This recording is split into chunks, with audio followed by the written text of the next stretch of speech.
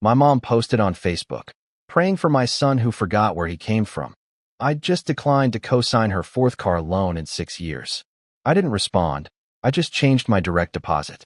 For 11 years, I'd been putting $1,400 per month into her account for bills. When she went to pay her mortgage that Friday, my phone buzzed while I was putting. Open house today, 12 to 2 signs in the snowbank on West 25th. Facebook notification. From my mom. Lorraine M. Public post. 8:17 a.m. Praying for my son who forgot where he came from. I stared at the screen until my eyes started to sting from the cold. Behind me, a guy in a Browns beanie walked past and said, "You good?" Yeah, I lied. Just morning stuff. My mouth was dry. My hands were already cold inside my gloves. My brain did that counting thing it does when it's trying not to panic. 8 signs, 2 balloons, 1 lockbox, 3 showings later, and 1 mother who had decided to put me on blast like I was a celebrity scandal. I clicked the post. Comments were already stacking up. Aunt Pam. Some kids don't appreciate their mothers. My cousin Tessa. You're in my prayers, Aunt Lori. Random church lady. He'll come around. They always do. Lorraine had tagged nobody, but she didn't need to. Everyone in Parma knew who my son was. Everyone who'd watched me drag groceries into her house at 19 knew. My phone buzzed again. Text. Mom, call me. I didn't. Not because I was trying to be tough. Because I could hear the next sentence like it was already playing in my ear. You embarrassed me. No, she embarrassed herself. And she did it on purpose. I got in my car, turned the heat on, and drove to my office downtown. Real estate doesn't pause because your mother is staging a public pity party. On the way, I replayed last night, the moment everything snapped. We were in her kitchen. Same kitchen table I'd done homework at. Same vinyl floor with the corner peeling. She slid a glossy dealership printout across to me like it was a restaurant check. Just co-sign, she said. It's quick. I looked down. The top said Serpentine Chevrolet, Strongsville. The monthly payment line was circled in pink highlighter. $742.19. Mom, I said, this is your 4th car loan in 6 years. She made the face. The don't start face. It's not like that, she said. This one is reliable. I stared at the printout. It's a 2025 Tahoe, Lorraine. It's safe, she snapped. And I deserve something nice. I breathed in through my nose. Calm. Realtor calm. The calm you use when a buyer says, we'll just waive inspection, right? And you have to keep them alive. I'm not doing it, I said. Her eyes went glassy fast, like a switch. After everything I've done for you. I've done a lot for you too, I said. She leaned forward. So you're just going to let me struggle? You're not struggling, I said. You're choosing. That was the knife line. Her face changed. Like I'd slapped her. Get out, she said softly. I stood up. My chair scraped. I'm not fighting, I said. I'm saying no. Her voice went sweeter, which is always worse. Dean, where did you come from? I looked at her. Cleveland. She blinked. I grabbed my coat, my keys, and the folder I always carried. Contracts, comps, my life in paper form. And I walked out. This morning, she turned my no into a prayer request. At my desk, I opened my laptop, logged into my payroll portal, and clicked direct deposit. For 11 years, I'd been sending money to her account. That's what she called it. Like it was normal. Like it was communal. Like I was a utility company. $1,400 every month. On the first. Like rent. Like a penance. I stared at the routing number that had been burned into my brain from typing it so many times. Then I opened a new tab. Huntington Bank. Opened a new checking account. I didn't respond to her post. I didn't comment. I didn't explain myself to the internet. I just changed my direct deposit. And I set it to take effect immediately. Friday was her mortgage auto-pay day. I knew that because for 11 years, I'd been making sure that payment didn't bounce. I didn't scream. I did paperwork. I'm Dean. I'm 35. I sell houses in Cleveland, which means my job is basically talking people off ledges while pretending granite countertops are a love language. I grew up in Parma. Mom worked at a medical billing office.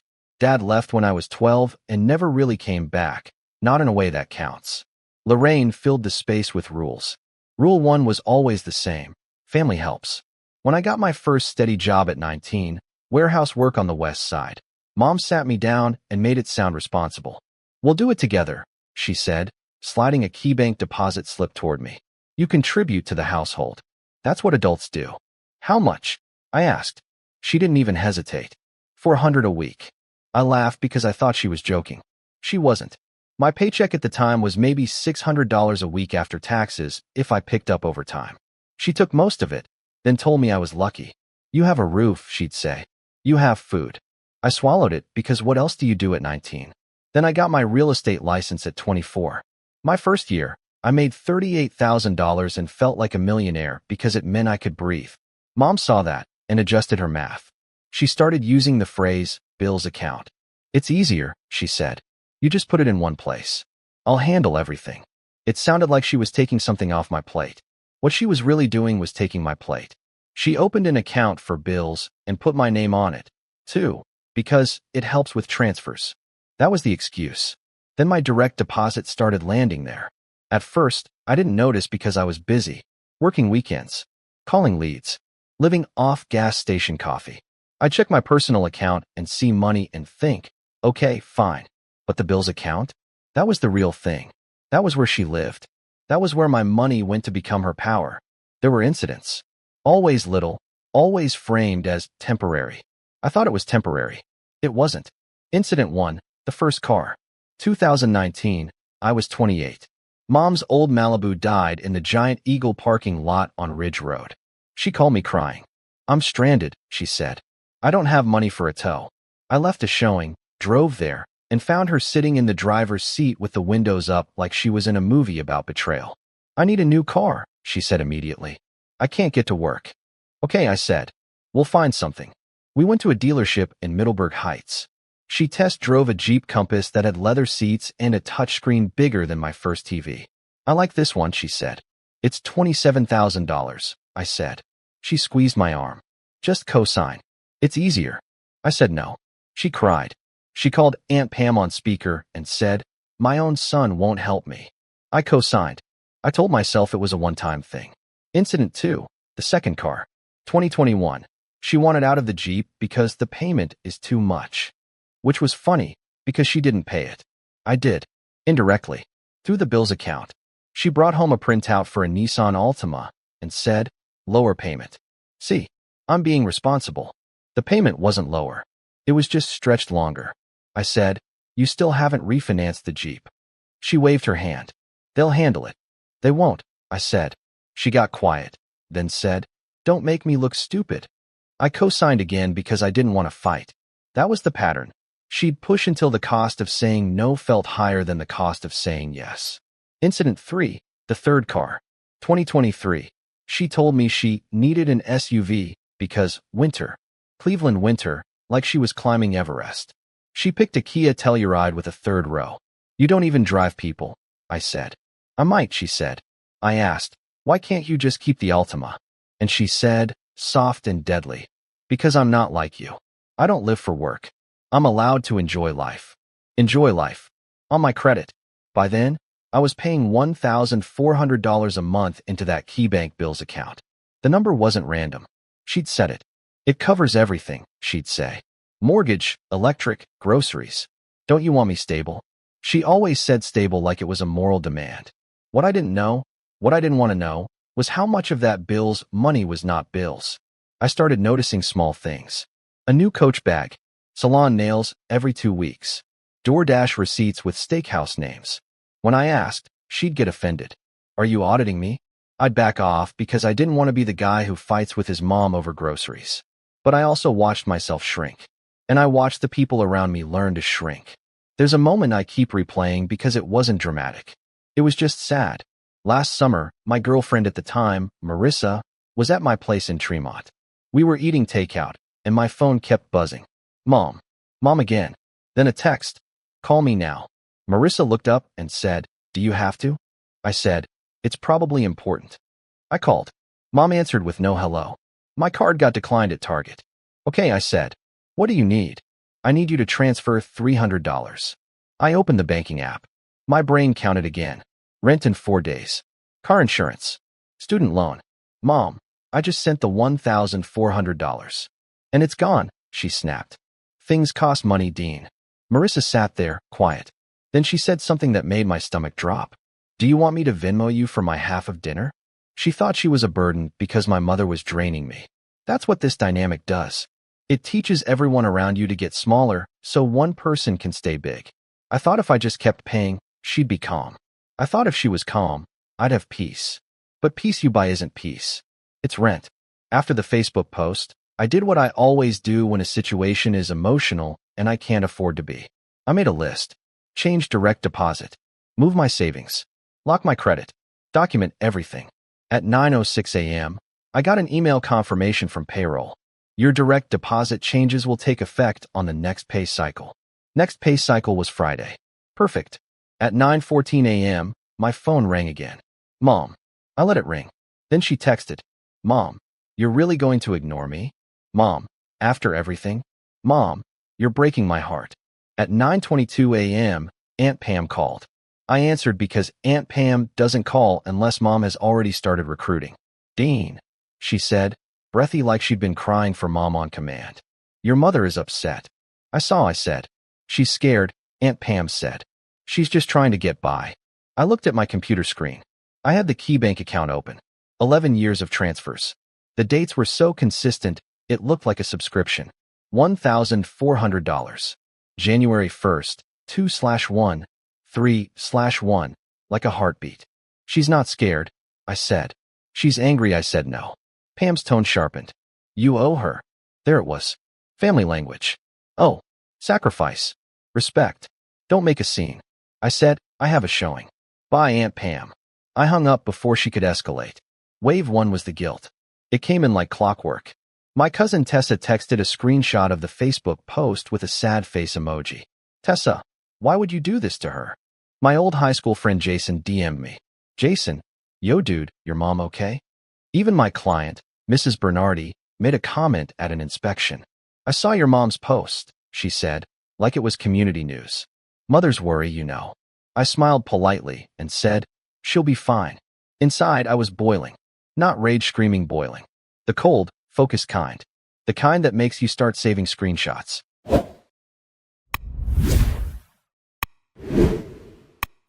I made a folder on my desktop. Lorraine, receipts. I saved the Facebook post. I saved the comments. I saved the texts. Then I went deeper.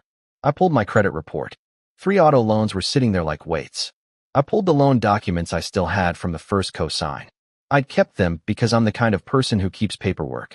It's why I'm a good realtor and why my mom hates me when I get organized. Then wave 2 hit. Practical harm. On Wednesday, I got a notification from Qley Bank. Low balance alert. Bills checking ending 7712 has fallen below $200. Low balance. Because my next paycheck wasn't going there. On Thursday night, at 10:48 p.m., my phone buzzed again. Mom, I need you to transfer the mortgage money right now. Mom, now Dean. Mom, I'm not playing. I didn't respond. Not because I wanted her to suffer.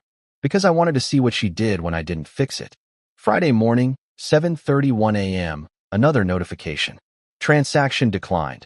ACH payment. Rocket Mortgage, $986. My stomach flipped even though I expected it. Seeing it in black and white still hits different. At 7:33 a.m., Mom called. I answered. She didn't say hello.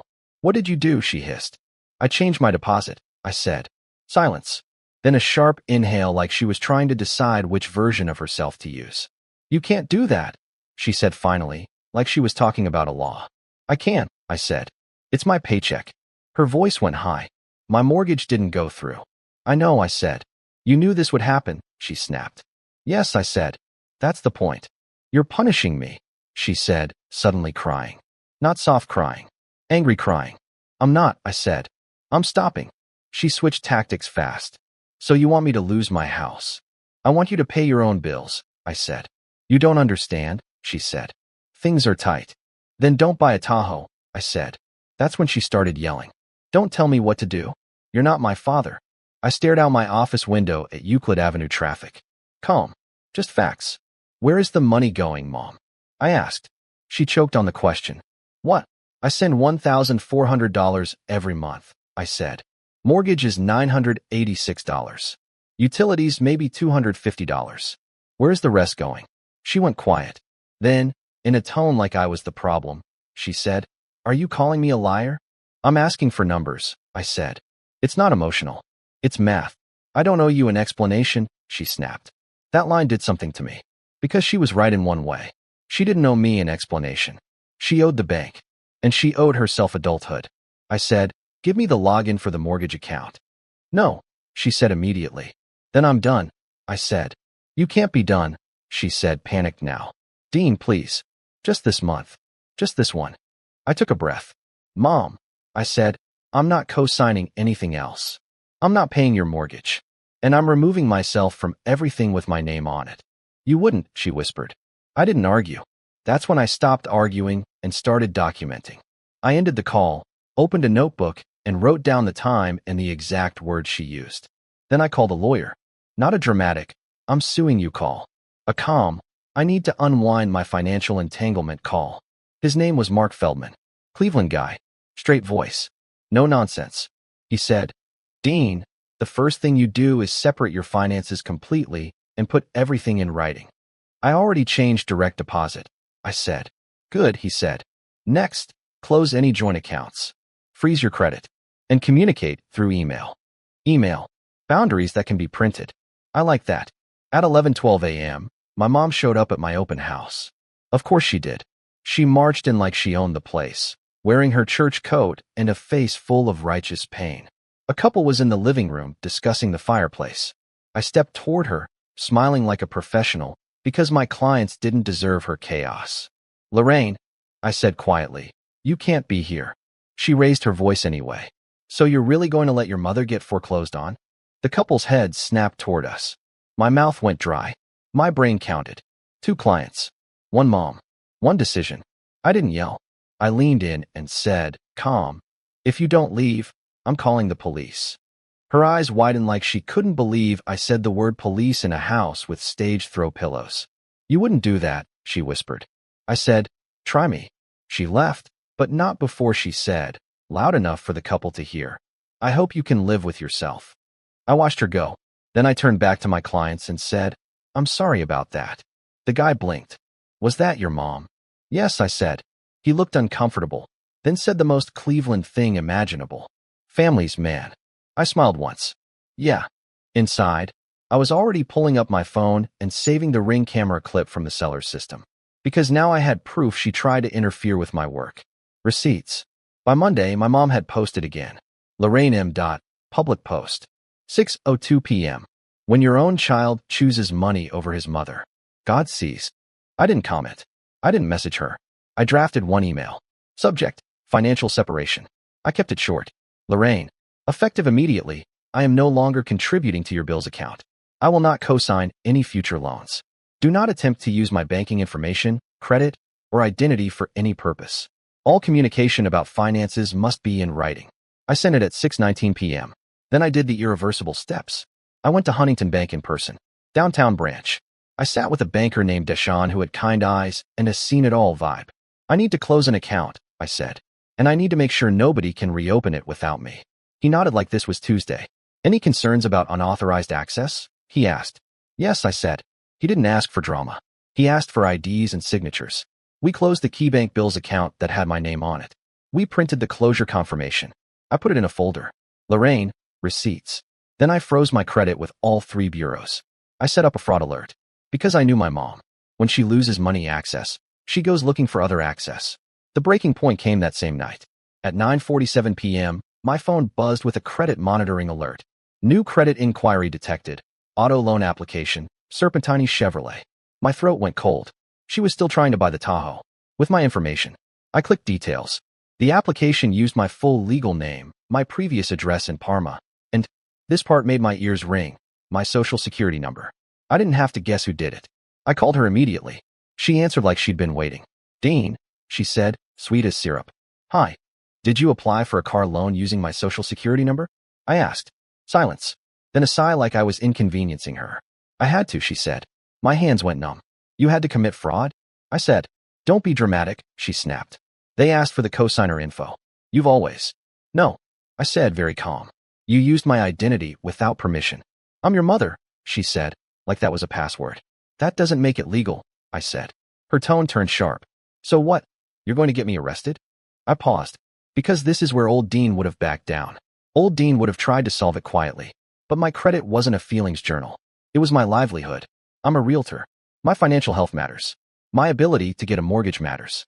My ability to not be ruined matters. I said yes. She laughed, one short burst. You wouldn't. I'm filing a report tonight, I said. And I'm notifying the dealership and the lender in writing. Her voice jumped an octave. Dean, I didn't raise mine. I'm not available for this, I said, and I hung up. I drove to the Cleveland Police District Station on pain. Not because I wanted to punish her. Because I needed a case number. I needed a clean line between my life and hers. The officer at the desk, Officer Hernandez, listened while I showed him the alert on my phone. He asked, Do you know who applied? Yes, I said. My mother. He nodded slowly like he'd heard this more than once. Do you want to file an identity theft report? He asked. I swallowed. My mouth tasted like pennies. Yes, I said. He typed, printed, and slid the paper across. Case number. I stared at it, because it felt like a door closing. Hernandez said, This doesn't automatically mean she gets arrested tonight. But it documents your claim. It protects you. Protect. That word mattered. The next morning, I called Serpentini Chevrolet. I asked for the finance manager. A guy named Brad came on. Hey man, he said friendly. What can I do for you?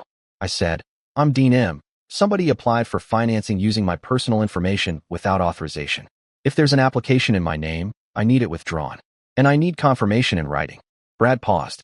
Okay, let me pull it up. I listened to the keyboard clicks. Then he said, Yeah, I see it. Co-signer. Application was started yesterday. Cancel it, I said. Do you want to come in? No, I said. Cancel it. And note that it was unauthorized. Brad's voice got careful. Okay, we can do that. I said, email me confirmation. I gave him my email. Then I sent one group text. One sentence. To my mom, Aunt Pam, and my cousin Tessa. The people who'd been running their mouths online. Do not contact my clients or employer.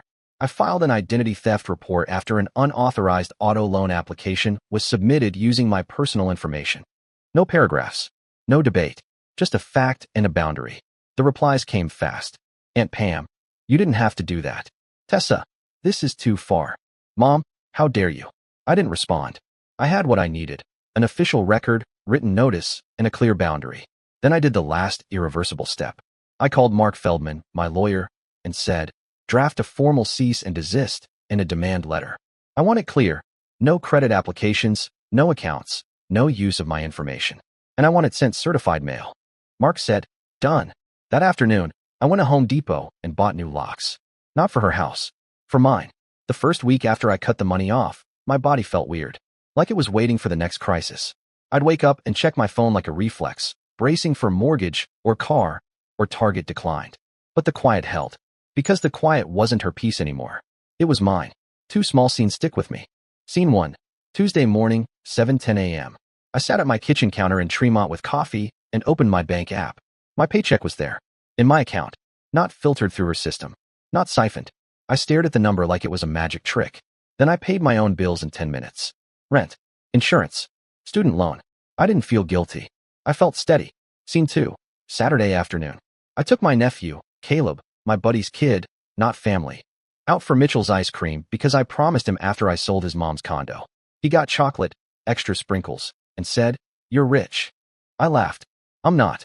He said, You have money for ice cream. That line hit me harder than it should have. Because for years, I'd been acting like I didn't. Not because I was broke. Because my mother had decided my money was her oxygen. The last tactic came 3 weeks later. A knock at my door on a Sunday. 4:26 p.m. I opened it and found Lorraine holding a store-bought cake in a plastic container. Vanilla. The kind she used to bring to church potlucks to look generous. Her eyes were red like she'd practiced being wounded. I baked, she said. You didn't, I said, looking at the label. She blinked, then forced a smile. Can we talk? I kept my voice calm. About what? She stepped forward like she owned my threshold. I'm your mother. I didn't move. I got a letter, she said, and her voice sharpened. From your lawyer. You think you're better than me now? I think I'm separate from you, I said. She laughed like it was ridiculous. So you're just going to let me drown? You're an adult, I said. You can sell the Telluride. You can refinance. You can downsize. You can get a roommate. You have options. Her mouth tightened. You want me to live with strangers? I want you to live within your means, I said. Her eyes flicked around my place like she was evaluating it for judgment. You forgot where you came from. I felt the old trigger rise. The old urge to defend myself. to list every sacrifice, every transfer, every loan. Instead, I said the truth. I came from a place where love had a price tag. I said, I'm not living there anymore. She stared at me like she didn't recognize me. Dean, she said softly, switching back to sweet. Just help me for a little while. We'll figure it out. I looked at the cake. I looked at her. And I said the boundary out loud, the one I'd been living for weeks. I'm not available for that. Her face twisted. So that's it. That's it, I said. I didn't slam the door. I didn't yell. I didn't call her names. I just held the line. She left the cake on my porch like it was evidence. I threw it out. Now, months later, the Facebook posts are gone. Or buried. Or replaced with something else she can get attention for. My credit is clean. My accounts are mine. I still sell houses. I still deal with stressful people. But none of them have my social security number memorized. I don't hate my mom. I just don't fund her. The moral is simple, and it's not dramatic. Help is a choice, not an obligation. Love doesn't require you to sign your name to someone else's chaos. Access to me is not a family right, and I'm not available for that.